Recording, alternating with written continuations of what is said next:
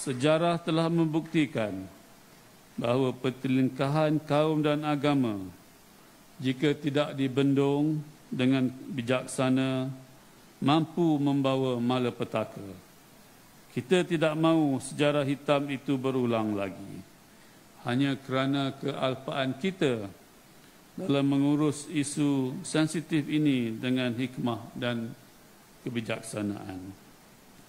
Maka saya menyeru pada semua pemimpin, khususnya pemimpin-pemimpin politik, agar bertindak sebagai jambatan perpaduan yang menyatukan rakyat, bukannya mencetus api yang membakar hubungan harmoni yang telah lama terbina. Berhentilah daripada menjadi badut yang mempolemikkan isu raja, agama dan kaum. 3R. Sehingga mencetuskan pertelingkahan dalam kalangan masyarakat.